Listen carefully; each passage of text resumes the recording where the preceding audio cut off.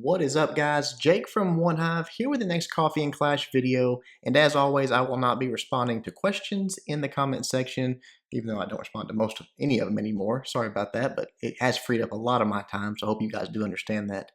But leave me questions for future videos. I love your questions. You guys always ask great questions, so leave me some for videos going forward. First question comes to us from Kambiz Shojay. Kambiz Shojay.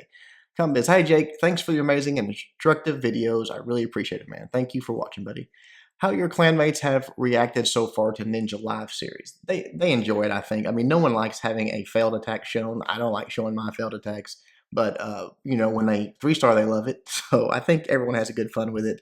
It does probably add a little bit of pressure to them when they know that I'm lurking about, but for the most part, it's been fun. Please, if you ever face a farming clan, do not call their bases crap. Okay, I'll try. Is swagging a heel nice? To me, it means that, hey, look, I crushed your base. I am much stronger than you. This is a fair action. All are my opinions. Really like your vids, man. Cheers. I don't think I would classify swagging a heel as like disrespectful or anything. I mean, it's all in fun and games, but yeah, it is a little bit saying, hey, I didn't need this spell. I'll just leave it over here in the grass or on top of your town hall or something. It's a little bit of, it's swag, I guess, but yeah, it's all in good fun. Oh, goodness. Zyker Puffy? Puff? Zykery Puff? I don't know how to say that. Anyways, hey Jake, how do you decide which series is next to do a video on? Do you have a schedule that you've done up nicely, or is it impromptu? It's impromptu. When it's time for, I just sort of get the feeling, oh, it's been a while, it's time for an Elite 8 or it's time for a Coffee and Clash. Obviously, the war recaps come on a schedule because they come every 2 days, but no, it's definitely not like a set schedule. It's just when it's time for something, that's what I try to put out for you guys. Bob Loblaw. Why should Clash of Clans make it easier to 3-star Town Hall 10 bases, especially now that we have the Total Destruction tiebreaker? I like the idea of an offensive buff at Town Hall 10, but I also like the pressure and challenging of 3-star Town Hall 10 bases. I agree with you. I don't think that making it easier is the right word. It needs balance. It should be incredibly difficult to 3-star maxed out Town Hall 10, but it should be possible. And right now, without help of third-party software, it's really not. I mean, you could get lucky, but you're talking 1 out of 100 attacks lucky. It's not. It should be something that with careful planning and with proper hero levels and troop levels, you should have the possibility of it going your way. And right now, you don't. So that's all we're asking for is balance, not making it easy. No one wants it to be easy. And it shouldn't be as easy as Town Hall 9 ever was, much less is right now. It should be much harder than that.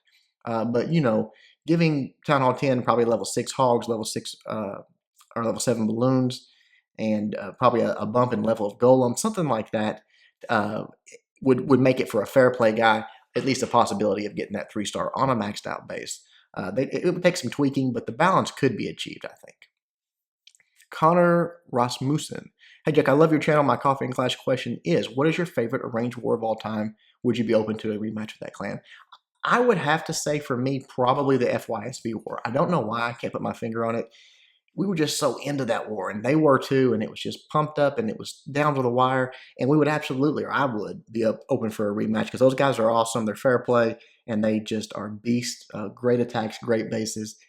So that would be my top pick, probably. Emil Kane. So many of the Town Hall 9s in One Hive have 30-30 heroes. As a Town Hall 9 myself, I know how difficult it is to get them to that level, so my question is if you know of any clanmates who gem their heroes / villages, and if that's a problem for One Hive. Thanks. Yeah, it is difficult, and no, yes, I mean, there's a lot of people in One Hive that have gemmed, especially cook time on heroes. They farm the resources, but as soon as the hero gets put down, as soon as it's time for a war attack, they wake him up with gems. I do that. And no, it's absolutely not a problem. If someone wants to actually gem the Dark Elixir, that's not a problem. That's all fair play. I know some people are against it, but it's part of the game. It's something that developers put there, and if you're doing something that's part of the game, then there's no issue for One Hive there. But I would say the majority, actually, of our guys, if you look at their gold grabs and their Dark Elixir that they farmed, the vast majority actually farmed the Dark Elixir for their heroes. They just gem the cook times like I do. Is this the same person? Emil Ronholm? I think it's the same person. I have to look back. Anyways, why doesn't Town Hall 10s have anti 3-star bases in arranged wars? They will be 3-starred most of the time by very skilled attackers. Don't get hope to see an answer in a CC episode. Love your videos, the channel. I've been getting better since I started watching your videos. Thanks a lot, bro. Hey, I'm glad to be helping you. And you do see some anti-3-star bases, but it's all about who you're going against. If you are going against a clan that is able to 3-star Town Hall 10s, and to say that you see a lot of them, or most of the time, as you say, they will be 3-starred by various gold taggers. That's just not true. Not in a fair play war, anyways. You might be watching some videos that you see where all of them are basically 3-star, but that's modded. That's cheating. So there's times when anti-2 prevents a Town Hall 9 from coming up and 2-starring that base and freeing up another Town Hall 10 to, one, either go for a 3-star, or two, dip down and clean up a Town Hall 9. So the goal in most wars, fair play wars, is to force at least the Town Hall 10s to use one attack on getting the 2-star, because they have to do that first. They can't go for a 3-star out of the gates. It rarely, if ever, goes correctly. So forcing them to do that so they have fewer Town Hall 10s left over, and then hoping that the Town Hall 9s aren't able to clean up all the Town Hall 9s. Then some Town Hall 10s have to come down and clean those up, and they have very few attempts left to 3-star a base. And the way that you, fair play guys, 3-star a base at Town Hall 10 is multiple attempts. You'll see the same base hit 3-4 times, and each person sort of builds on the attack until they get it right. So that's the strategy behind it. I'm back on these crazy names. Dejacy? What can I do as a Town Hall 9 who is just now discovering the 3-star strats and the hardcore war community? I've been watching your vids every day for a few months and just seems to be playing a continuous game of catch up. I know what you mean. And coming in late, you'll probably get a bit of that. But once you get your heroes caught up, you'll probably not feel that way anymore. You see these crazy attacks and these amazing attacks done on like completely maxed out Town Hall 9 bases. That's very difficult to do if, one, you're not practiced in doing it, and two, if you don't have those higher level heroes. So keep 100% focused on those heroes. Every day, when you have time, you're focused on Dark Elixir and you're focused on getting your heroes up. I think you'll feel, when you get them up around 20, 25, you will feel caught up. You won't feel behind anymore. So hopefully that helps. Jude Simmons. Coffee and Clash question. Would you pay $5,000 to remove every single modder from the game, and why? By the way, nice videos. Excuse me. I like this question, and I thought about it for a while. I would pay $5,000 if Supercell could snap their fingers and every modder, every cheater was removed from the game. And the reason is because it's such a wonderful game. It's a beautiful game, and there's so much potential to where it could go. But cheating is holding it back from that. And so there's no question it would be worth it to me as a content creator for this game to say absolutely every attack I showed you guys everyone knew was 100% fair play. It would just be an amazing thing and worth that money to me for sure. So the answer is yes. Dane Dietrichson. Coffee and Clash. I am a mid to high Town Hall 9 and having a lot of trouble figuring out anti-3-star bases. Shocker, I know. My question is, do you guys rely heavily on cleanup attacks for those bases, or is your clan pretty consistent at determining double giant bomb placement prior to the first attack?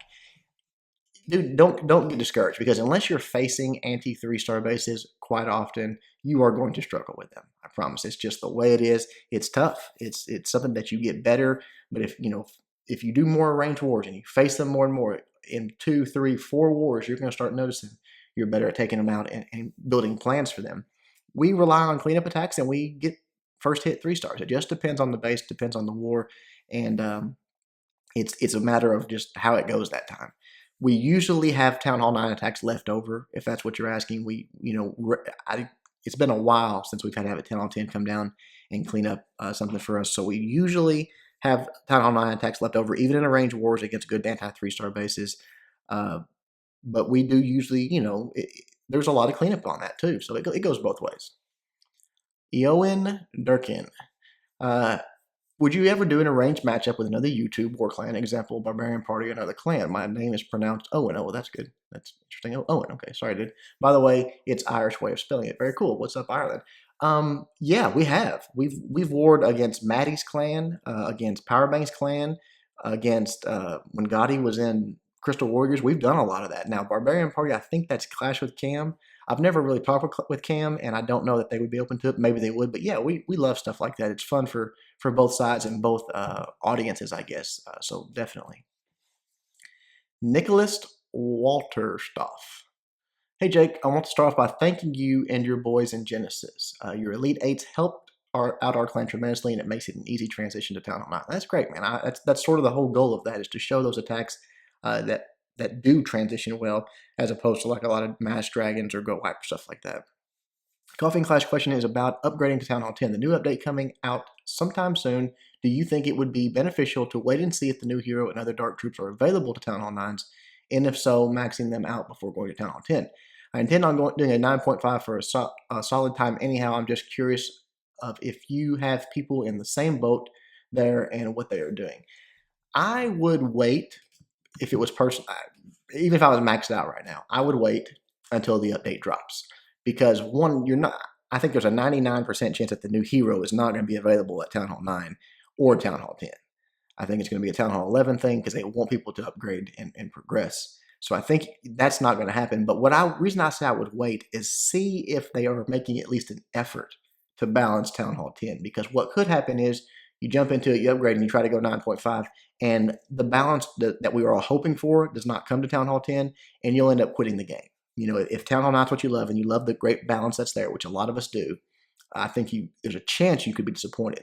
I'm hopeful, and I suspect that Town Hall 10 will get that balance, but I wouldn't hit the button until I saw a little bit of that and saw what they were going to do. Just my opinion. Legit Boss, Coffee and Clash question. Would you rather have 50 million subs and have only 1 to 2 million people watch your videos, or have 5 million subs and have 2 to 3 million people watch your videos? No question. I would rather have the active viewers. The number is for subscribers. It's great and it looks good, but it means very little. To have an active viewer base that participates, comments, watches the videos, to me is by far more important than that number beside my name. So no question about it. All right. Eve Basile. Did I say that? Basile. Coffee and Clash question. Hi Jake, love your vids. I am a good and serious war clan of Town Hall 9s and 8s. We watch videos, exchange on strategies, and we always aim at 3-starring every base. However, as we face higher Town Hall 9s, some of our clan members find it harder to 3-star and often end up with a 1-star, feeling like they are excuse me, feeling like they are letting down the clan. What do you think about them using 2-star strategy on first attacks, such as Go Wipe or Go Wee Wee, as a way to regain their confidence back and then possibly try a 3-star and cleanup? Do you think that they should stick to 3-star strategies and keep practicing even if their confidence is down? Do you think 2-star attacks are a waste in terms of improving your skills as an attacker or gaining back some confidence? Thanks for the answer. Great question. And I know a lot of people run into this, and a lot of people they feel that way. You know, it's like they see these great attacks and they see all this stuff on YouTube, but it's hard to do it when you're first learning. And I would encourage you to go back and watch the video that I did way back called Hardcore Clan War Clan Mentality, something like that. It's in the Theory Craft section. Shouldn't be too hard to find. And the way we did it, which is not the only way to do it, but I'm telling you how we progressed, because when the nerf came out and the update came out for hogs, and then everybody was just hogging every base, no one knew how to 3-star or high-level Town Hall 9. It was something that had to be learned. And I can remember, and I've said this numerous times, we actually had a list every war of the bases, and we would mark about a mid Town Hall 9 and below. We expected 3 stars, you know, going for 3 stars. We didn't want to see a Go Wipe or a Go Wee Wee on that base unless it was a base that was susceptible to that. We wanted those bases 3-starred, and the ones above that, 2-star was the goal. Now, once you 3-star, you sort of set that watermark, and once you 3-star everything below that and 2-star everything above it, then obviously you want to take that opportunity to try to 3-star those bases, to practice. But there is nothing wrong if you're in that stage of the game where you simply can't 3-star maxed out Town Hall 9s. You might not have the hero levels for it. You might not have the skill for it. There's nothing wrong, especially in a war that is going to be close, with playing it smart, going for those secure attacks on the ones that you're not confident on, and then seeing how many attempts you've got left, sort of treating it like we do Town Hall 10s. You get the safe 2-star, and then you see how many attacks you've got that you could throw 3-star attacks at it. So definitely don't feel like that's something that you shouldn't do. If that's where you're at in the game, it's absolutely what you should do. But you should always be progressing. You know, we slowly raise that watermark. You know, a month from now, that it should be a little bit higher. You should be hitting those higher Town Hall 9s with maybe just, you know, maxed out defense, but maybe lower level heroes. That will be the goal. And then before you know it, you'll be wanting to 3-star all of them, and that will be the expectation. But take it slow, Work your way up to it. Nothing wrong with that. Don't feel like there is. Max Johnson. Hey Jake, what are the pros and cons of Tesla farms from both the point of view of the attacker and the defender? Thanks in advance. Keep up the great work, man. Good question, and we've been seeing it a lot lately. And for you guys that don't know what a Tesla farm is, it's just bunching your Teslas up. For a long time, the meta has been to spread them out, just use them as a defense or a sort of a trap.